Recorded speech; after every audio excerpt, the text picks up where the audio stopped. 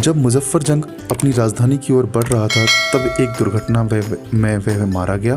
उसी ने फौरन निज़ामुल मुल्क के तीसरे बेटे सलावत जंग को गद्दी पर बैठा दिया। बदले में नए निज़ाम ने फ्रांसीसियों को आंध्र का वह क्षेत्र पुरस्कार में दिया जिसे उत्तरी सरकार कहा जाता है।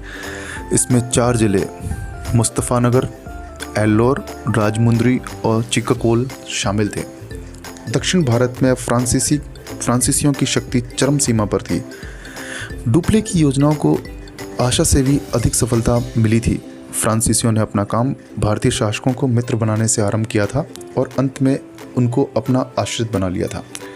लेकिन अंग्रेज अपने प्रतिद्वंदियों की सफलताओं को खामोश बैठे नहीं देख रहे थे। फ्रांसीसी प्रभाव को कम करने और अपना प्रभाव बढ़ाने के लिए वे नासिर जंग और मोहम्मद अली से मिलकर षड्यंत्र कर रहे थे। वर्ष 1750 में उन्होंने मोहम्मद अली की ओर से अपनी पूरी ताकत लगा देने का निश्चय किया। नौजवान रॉबर्ट क्लाइव तब कंपनी की सेवा में एक क्लर्क था।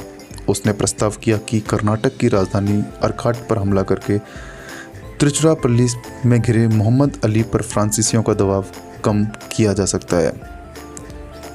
यह प्रस्ताव मान लिया गया। तब क्लाइव ने केवल 200 अंग्रेज और 300 भारतीय सैनिकों को लेकर अर्काट पर हमला किया और उसे जीत लिया। जैसी कि आशा थी, चंदा साहब और फ्रांसीसियों ने मजबूर होकर तिरुचिरापल्ली का घेरा उठा लिया। फ्रांसीसी सेनाओं की कई बार हार हुई। अब फ्रांसीसियों का सितारा डूब रहा था क्योंकि उसकी सेना और उसके जनरल अंग्रेज़ों का सामना नहीं कर पा रहे थे। अंत में भारतीय युद्ध के बीच के भारी खर्चों से परेशान होकर और अमेरिकी उपनिवेशों के हाथ से निकल जाने के डर से फ्रांसीसी सरकार ने समझौता वार्ता आरंभ की और 1754 में उसने अंग्रेज़ों की यह मांग मान ली कि भारत से डुप्ले को वापस बुला लिया जाए। यह बात भारत में फ्रांसीसी कंपनी के भविष्य के लिए बहुत घातक सिद्ध हुई। दोनों कंपनियों का यह अस्थायी समझौता 1756 में टूट गया जब इंग्लैंड और फ्रांस के बीच एक और युद्ध छिड़ गया। युद्ध के एकदम आरंभ में ही अंग्रेज बंगाल पर नियंत्रण करने में सफल रहे। इस घटना के बाद भारत में फ्रांसीसियों के लिए कुछ बचा ही नहीं। बंगाल की यह अथाह संपत्ति ने युद्ध का पलड़ा अंग्रेजों के पक्ष में झुका दिया। इस युद्ध की निर्णायक मुठभेड़ 22 जनवरी 1760 को वांडीवाश में हुई जब अंग्रेज जनरल आयरकूट ने लिल्ली को हरा दिया।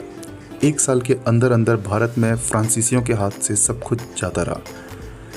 युद्ध का अंत 1763 में पेरिस समझौते के साथ हुआ। इसके अनुसार फ्रांसीसियों को भारत स्थित उनकी सारी फैक्ट्रियां लौटा दी गईं, पर अब वे उनकी किलेबंदी नहीं कर सकते थे और ना ही वहां सैनिक रख सकते थे। अब वे केवल व्यापार केंद्रों के रूप में काम कर सकती थी। इसके बाद फ्रांसीसियों को भारत में अंग्रेज़ों के संरक्षण में रहना था। दूसरी ओर अंग्रेज हिंद महासागर पर छा चुके थे। सभी यूरोपीय प्रतिद्वंदियों को एक एक करके हराने के बाद अब वे भारत विजय के काम में लग गए। फ्रांसीसियों और उनके भारतीय सहयोगियों के साथ अपने युद्ध के दौरान अंग्रेज़ों ने कुछ महत्वपूर्ण और बहुमूल्य पाठ सीखे। पहला यह कि देश में राष्ट्रवादी भावना के अभाव के कारण वे भारतीय शासकों के आपसी झगड़ों का फ़ायदा उठाकर अपनी राजनीतिक महत्वाकांक्षा पूरी कर सकते थे।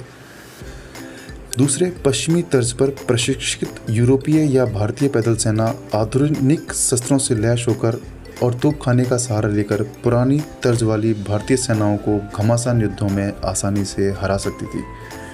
तीसरे, यह सिद्ध हो गया कि यूरोपीय तर्ज पर प्रशिक्षित और हथियारबंद भारतीय सैनिक यूरोपीय सैनिक जैसा ही अच्छा सैनिक बन सकता था, और चूंकि भारतीय सैनिकों में भी राष्ट्रवादी भावना का अभाव था, इसलिए जो भी उसे अच्छा पैसा दे वह उन्हें अपनी सेवा में रख सकता था। अंग्रेजों ने अब अंग्रेज अफसरों की देखभाल में सिपाही कहे जाने वाले भारतीय सैनिकों की एक शक्तिशाली सेना बनाने का काम आरंभ कर दिया। इस सेना को अपना प्रधान साधन बनाकर और भारतीय व्यापार और क्षेत्रों के बेपनाह साधनों को अपने अधिकार में लाकर अब अंग्रेज ईस्ट इंडिया कंपनी ने युद्धों और प्रभाव क्षेत्रीय प्रसार के एक नए युग में कदम रखा।